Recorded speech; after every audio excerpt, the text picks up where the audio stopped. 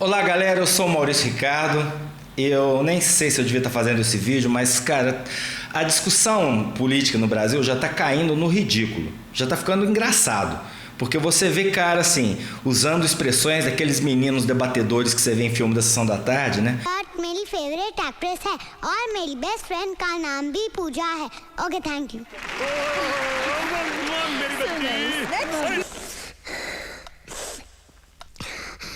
I'm sorry.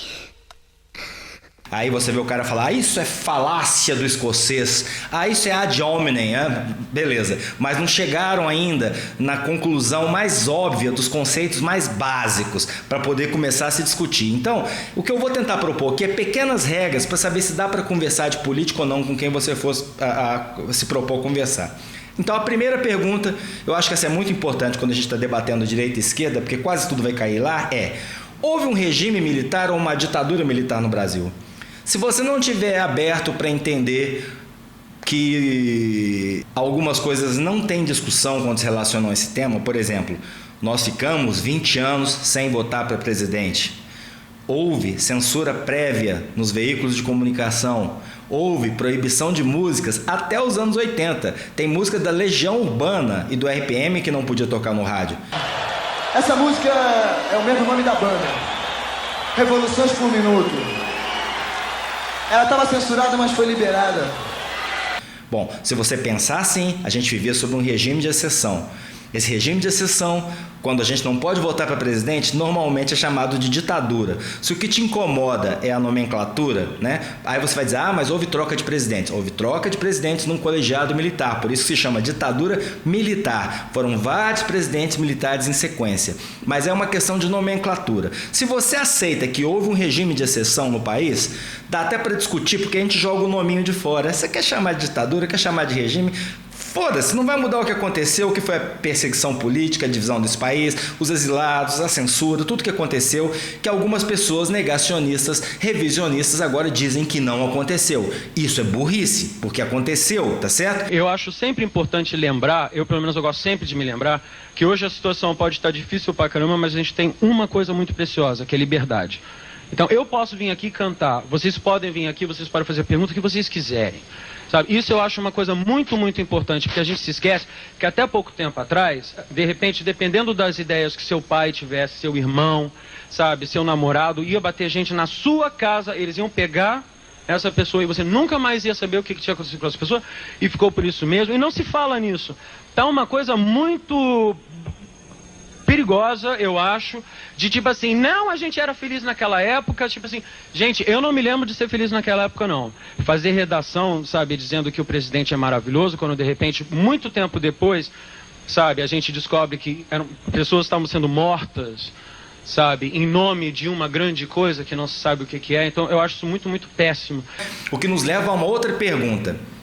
Quando você fala que assim, não, teve uma ditadura militar, a justificativa normal para o regime militar, porque eles não chamam de ditadura, houve uma guerra nesse país, esse país estava em guerra, era terroristas, era guerrilha urbana, era guerrilha rural, houve isso tudo. Mas aí, você concorda que isso não faz muito sentido quando você diz que os melhores tempos para se viver foi na ditadura, você andava na rua em segurança? Pera um pouquinho, guerra é a Síria, vai andar em segurança na Síria, cara? Então, o negócio era desse tamanho a ponto de vivermos uma guerra ou não? Ou eram núcleos, pontos isolados lá que os caras agiam e vocês tinham um serviço de inteligência na ditadura para poder perseguir esses caras, prender os bandidos, né, que eram bandidos sim, que não queriam democracia coisa nenhuma. A turma da Dilma queria um socialismo, um comunismo nos moldes cubanos. A guerrilha do Araguaia realmente aconteceu, era uma tentativa de fazer um movimento através do campo, inspirado em Cuba, com técnicas de guerrilha de Cuba, só que chegou lá no Araguaia, ninguém deu bola para os caras se ferraram, ainda foram dedurados pelos militares, acabou a bagunça. Mas, então assim, isso é muito importante, não resiste a um pensamento lógico de 2 minutos. Houve guerra ou não houve guerra? Era perseguição a grupos isolados ou era uma guerra generalizada? Porque se era perseguição a grupos isolados, não precisaria ter tido uma ditadura para isso. Aliás, pelo contrário, você vê a gente lutando para ser comunista, abrisse-se para o voto popular, né? E aí o que o voto popular garantisse, eu te garanto que o Brasil não tinha nenhuma tendência comunista naquela época, tanto que o povo apoiou o início do movimento militar, que depois se transformaria em ditadura, que é outro erro, né? As pessoas começam falando, não era, como é que pode ser o Congresso que botou os caras lá? Tá, mas depois eles fecharam o Congresso, veio o AI-5, veio um monte de coisa. Quem era, na avaliação do senhor, o inimigo número 1 do regime militar de 64? Está sendo bondoso, pelo que dizem hoje. Porque o que dizem hoje comumente, e a imprensa, na sua generalidade, ela diz que a Revolução de 64 é o golpe militar que implantou a ditadura no Brasil. É o que hoje comumente diz. Muito bem. Então eu digo o seguinte, se você chegar perto lá do 31 de março de 1964 e você for consultar os editoriais dos jornais, você vai ver a imprensa na sua generalidade aplaudindo de maneira entusiástica a Revolução de 64. Sob que enfoques? Recuperação da disciplina nas Forças Armadas, reposição da democracia no Brasil, identificação das Forças Armadas com a nação. Mas os militares não repuseram a democracia no Brasil. Não. Eu estou dizendo no início. Esse era o objetivo, que a imprensa toda reconhecia. Esta revolução que ocorreu em 64, ela, no curso de caminho, ela se desviou algumas vezes dos seus propósitos iniciais. Isso ocorreu basicamente a partir de 1968, com a decretação do AI-5. A partir daí, já era uma revolução dentro da revolução. A realidade estava proibida, né? A realidade estava proibida, e não pela censura, mas proibida não era apenas uma questão de censura, o seu filme não passava. Você podia ir em cana, você podia ser morto, você podia ser torturado. Né? O que melhor podia lhe acontecer era lhe exilarem, aí você continuava vivo em outro país. Quer dizer, diante de um quadro desse, falar em cultura é uma brincadeira, né? Quem não apresentasse certidão negativa de antecedentes políticos não podia ingressar nas universidades públicas, mesmo que tivesse passado em primeiro lugar no vestibular. Não podia ingressar no serviço público, ainda que aprovado em concurso. Os porteiros dos prédios de apartamento das grandes cidades eram obrigados a entregar diariamente ao DOPS fichas com os nomes de todas as visitas que entravam e saíam dos edifícios. Ninguém fala daquele período 64, 68, não. O quebra-pau mesmo foram nos chamados anos de chumbo, 68, 72, por aí. E houve coisas acontecendo nesse país mesmo que tinham que ter uma intervenção. Agora, era guerra? Era guerra ou não era? Então, também se não chegar num acordo, não tem como discutir esquerda versus direita. História. A história serve para alguma coisa? Não, a história não serve para nada, porque os historiadores brasileiros são todos de esquerda. Historiador é todo de esquerda, né, brasileiro? Aqui se fala assim, mas não é. Esse negócio de historiador de esquerda é uma característica do Brasil que sim, aconteceu, porque os focos de resistência ficaram dentro da academia. Aqueles meninos que eram os estudantes de 64, e nos anos 70 eram os professores universitários. Entendeu? Aqueles caras da Uni, aqueles caras que eram os comunistões de esquerda, mais à esquerda, viraram professores e lá dentro das faculdades acharam focos de resistência. Tinha muita gente que dentro das faculdades que apoiava o governo militar, o regime militar, ou a ditadura militar. Mas os caras aproveitavam as brechas e construíram realmente uma rede de esquerda que pregava o socialismo e o comunismo dentro das universidades. Eu sei porque eu vi isso no finalzinho, já nos anos 80, mas eram aqueles velhos professores comunistas da Humanas, que virou até uma espécie de clichê no Brasil. Não é assim no resto do mundo. Não há razão nenhuma para você dizer que um professor de Cambridge é de esquerda. Não tem razão nenhuma. Não é assim, eu sou de Humanas, sou de esquerda. Isso é um fenômeno brasileiro. É um fenômeno brasileiro. Entendeu? Como lá na União Soviética, no final da União Soviética, provavelmente você iria encontrar um monte de professor de direita infiltrado na academia para tentar derrubar o Muro de Berlim. É assim que funciona a vida. Então, a história é válida ou não? Eu acredito na história. Eu acho que a gente tem que usar filtros, mas a história tem que usar referência, tem que ser uma referência. Você não pode ter uma visão seletiva da história. Aquilo que te agrada é verdade, aquilo que não te agrada é manipulação. Historians have an original sin because you live in the present, you think in the present, you have a mental framework through which you look, and you have no direct contact with the past. There is, in other words, a danger of subjectivity, of prejudice, of a narrowing of vision all the time. And I think the best thing is to recognize that.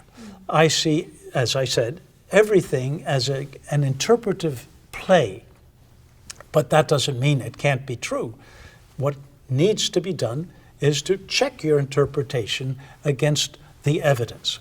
Você tem que ir nas linhas majoritárias de pensamento, você tem que buscar mais de uma fonte. E quer uma boa dica? Vai ver o que os brasilianistas falam lá fora, se não nos Estados Unidos, na Europa, que tem uma tradição um pouco mais liberal nisso. Vai ver o que os historiadores, especialistas em Brasil dizem lá fora sobre as questões fundamentais. Talvez seja um bom começo, tá? Essa é outra coisa que para mim não dá. Se você chega e saca um argumento histórico, aí você fala, você vai falar de história no Brasil, quando todo mundo sabe que historiador é de esquerda, também não dá para discutir. Outro ponto muito importante, aquilo que o seu candidato preferido, o cara que você está torcendo, disse há 10 anos, que seja há 2 anos, há 20 anos, serve para refutar o que ele diz hoje? Quem é ele? Ele é o cara que está em campanha agora ou ele é aquele cara antigo?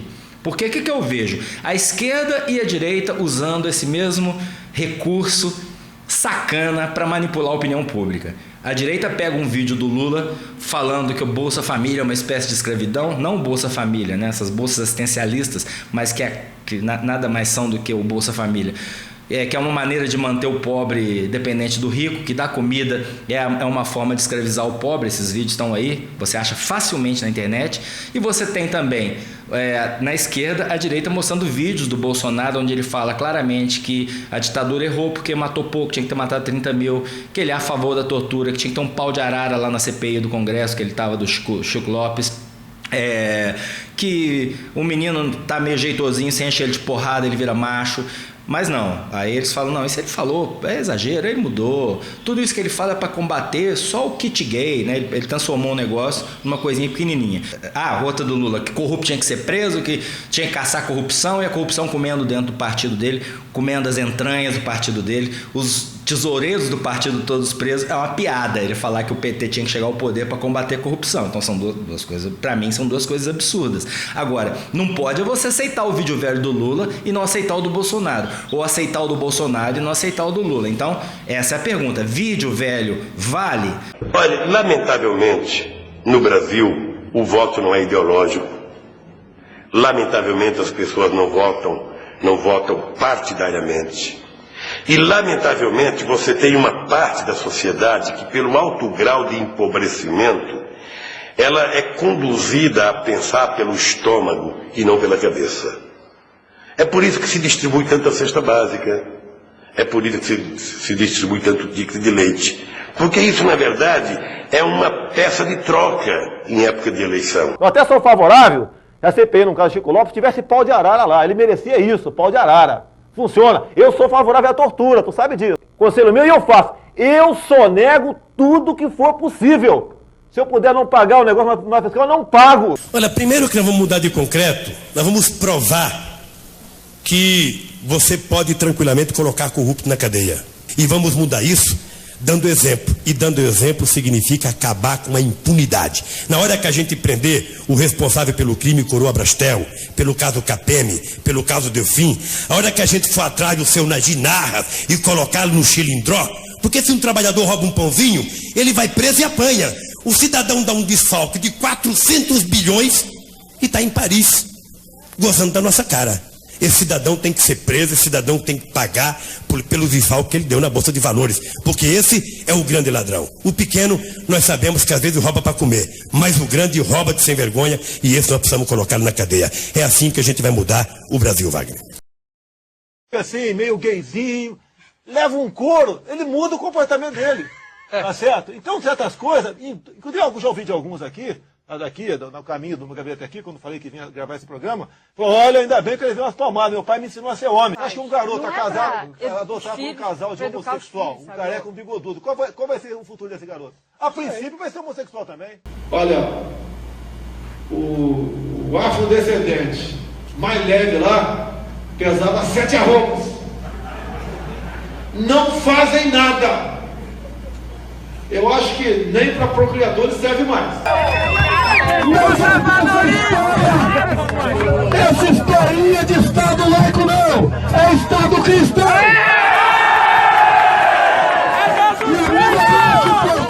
Que seguinte, vamos fazer o Brasil para as maiorias. As minorias têm que se curvar às maiorias. A lei deve existir para defender as maiorias. As minorias se adotam ou simplesmente desaparecem. Eu cansei de viajar o mundo falando mal do Brasil, gente. Era bonito a gente viajar o mundo e falar, no Brasil tem 30 milhões de crianças de rua, no Brasil tem 30 milhões... A gente nem sabia, tem não sei quantos milhões de abortos, era tudo clandestino, mas a gente ia citando números, sabe? Se o cara perguntasse a fonte, a gente não tinha, mas a gente ia citando números. Eu não esqueço nunca, eu estava debatendo, o Roberto Marinho e o Jaime Lerner em Paris.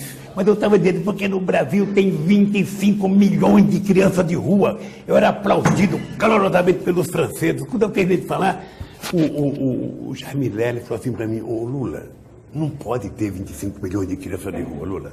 Porque senão a gente não conseguiria andar nas ruas, Lula. É muita gente. O que o cara disse, ele tem que ser coerente com o que ele disse? Porque agora o Lula está endurecendo o discurso e o Bolsonaro está amenizando. Por quê? Porque o Lula ficou muito putaço e ele sabe que nós estamos vivendo uma era de extremos, aí ele está começando agora a falar um monte de coisa aí. Se eu voltar vai ser diferente, fazendo ameaça para a imprensa, um monte de coisa assim. E o Bolsonaro, em contrapartida, aquilo era bala perdida, tá ok? No tocante ao que eu disse dos gays, aquilo é exagero, bala perdida. Olha, não, gente, vamos parar com isso. Vamos ser honestos intelectualmente. É por essas e outras que, para mim, não servem. É por essas e outras que essa divisão, para mim, é a pior merda que poderia acontecer no Brasil. E ela é um fenômeno de rede social, como eu já expliquei várias vezes aqui, porque cria-se a bolha de conforto, onde você fica do lado das pessoas que pensam igual a você. Você não tem acesso ao que está sendo dito fora dessa bolha. E você fica achando que aquilo é realidade. Então, gente, olha, cai a ficha. E outra, seja honesto intelectualmente. Como é que você quer ter um Brasil honesto se você não é honesto intelectualmente? Se as armas que você usa para defender o seu candidato são armas desonestas, onde as regras servem para um e não servem para outro. Que porra é essa? Entendeu? Então é isso que eu queria dizer para vocês. Antes de falar em falácia, em ad hominem, vamos pelo menos falar do básico, né, gente? Ou assume o que você é. Isso é muito importante. Assuma o que você é, tá bom? Se você é um esquerdista que não tá nem aí se o partido roubou, fudeu o Brasil, se você é de esquerda e acha que vale tudo pelo socialismo e pelo comunismo, inclusive se juntar a Venezuela, se juntar a esses lixos aí, ou dar refinaria pro Evo Morales, ok, beleza, mas assume isso, assume. Elite, carcomida brasileira, eu sou socialista e comunista, como era antigamente. E se você é de direita, cara, e acha, eu não gosto de viado mesmo, as minorias têm que se baixar, as minorias têm que se curvar à maioria, e esses absurdos todos, bandido bom, bandido morto, tem que torturar, bicho, assuma. O que não dá para você querer amenizar o discurso do seu candidato, porque a gente não vai saber quem é você, que tipo de lobo é você em pele de cordeiro, tanto à esquerda quanto à direita. Entendeu? Quem é você? Seja honesto, seja macho, assume o que você pensa, pelo menos eu vou saber o que me aguarda depois dessa eleição. Entendeu? Pelo menos o cara que é gay vai saber o que aguarda ele depois da eleição. Pelo menos o cara que é empreendedor vai saber o que aguarda ele depois da eleição. O que não dá para ficar é desse jeito, gente. Assumam o que vocês são. São duas merdas de candidatos indignos de ocupar a cadeira de presidente do Brasil, tá bom? Na minha opinião. E eu digo por quê. Agora, se vocês têm uma opinião diferente, usem pelo menos os mesmos critérios para avaliar aqueles dois trastes. Muito obrigado.